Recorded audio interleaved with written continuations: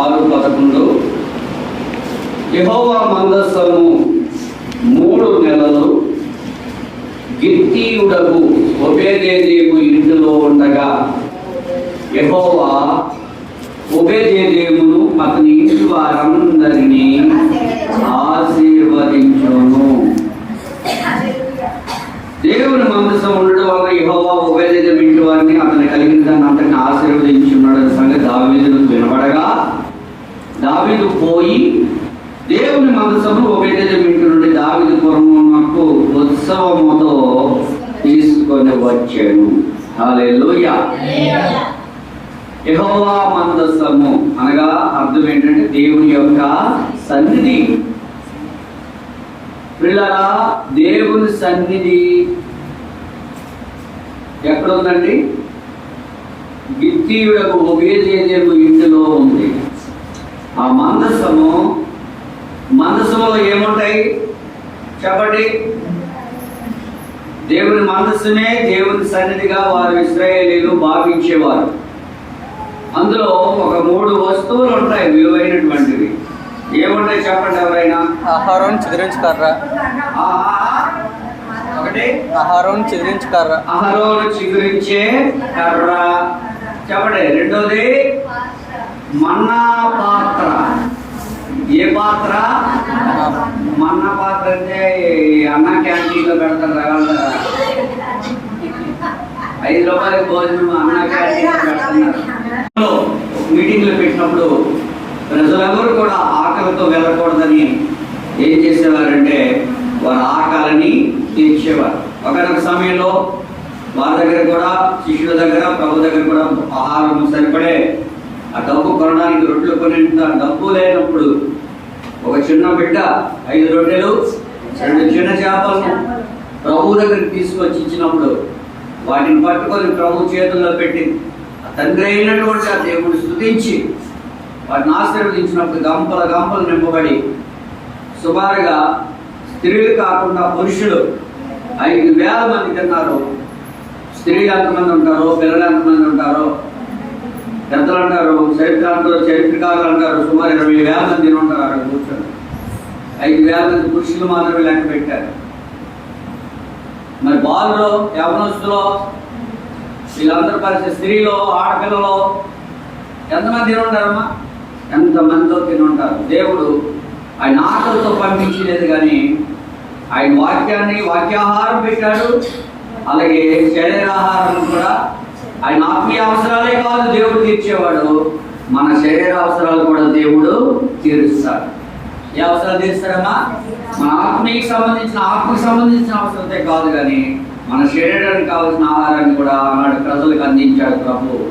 అంతేకాదు అనారోగ్యాలతో వచ్చిన వారికి ఆరోగ్యాన్ని కూడా ప్రభు ఇచ్చారు. అనేక మంది రోగులు, గుడ్డువారు, మోగవారు, చెవిటివారు, అంగహీనులు, బలహీనులు, దెయ్యాలు పట్టుకున్న వారు, జ్వరాలతో ఉన్నవారు, రకరకాల ఫిట్స్తో వచ్చిన వాళ్ళు, రకరకాల వ్యాధిగ్రస్తులు వస్తే ప్రభు వారిని ముట్టి బాగు చేసి ఆయన పాదాల దగ్గర పడిచి, గత శుక్రవారం మనం ధ్యానం చేశాం కదా, ఆయన పాదాల దగ్గర తీసుకొచ్చి పడిచేస్తే ఏం చేసేవారు? ఆయన స్వస్థపరిచి. ఎక్కడ పడిచారమ్మా? హాస్పిటల్లో పడిచేయలేదు, గవర్నమెంట్ హాస్పిటల్, ఎన్టీఆర్ హాస్పిటల్లో పడిచేయలేదు.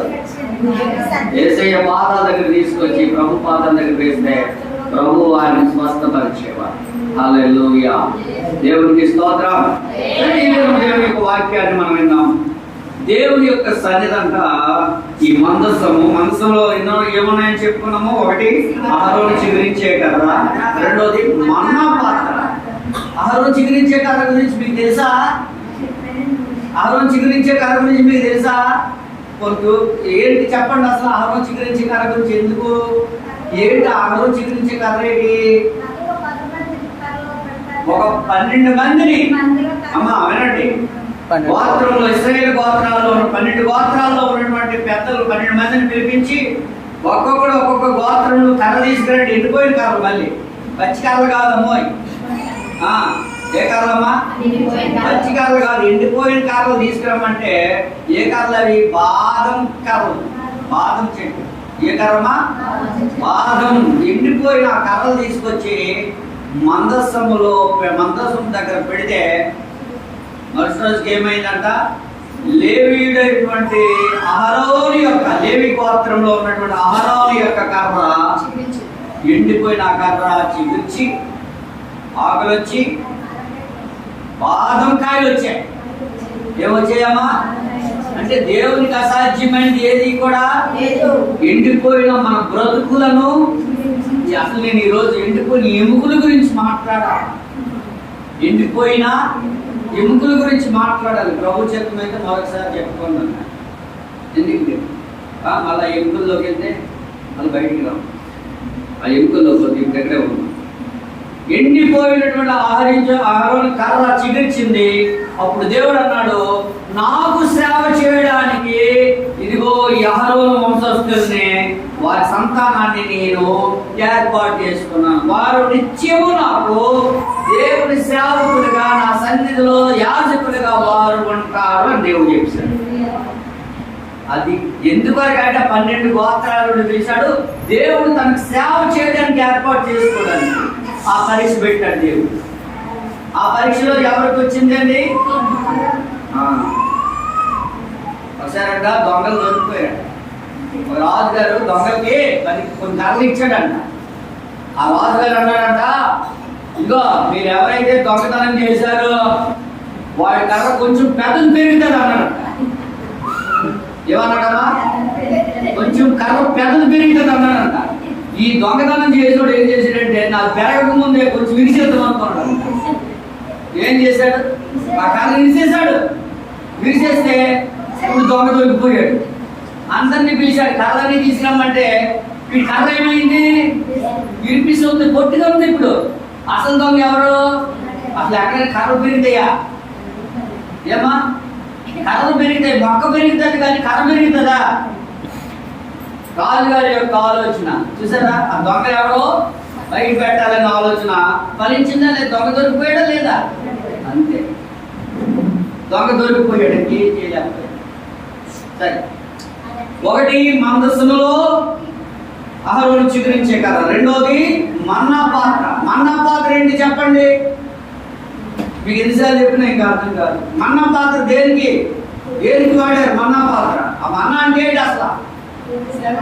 ఇశ్రాయేలు ప్రజలు అరణ్యంలో 40 సంవత్సరాలు నడుస్తున్నప్పుడు, ఆకలితో ఉన్నప్పుడు, ఇంకా మేము ఎప్పుడు కూడా ఈ యొక్క రుచి ఈ భోజనమైనా మేము చేస్తాం.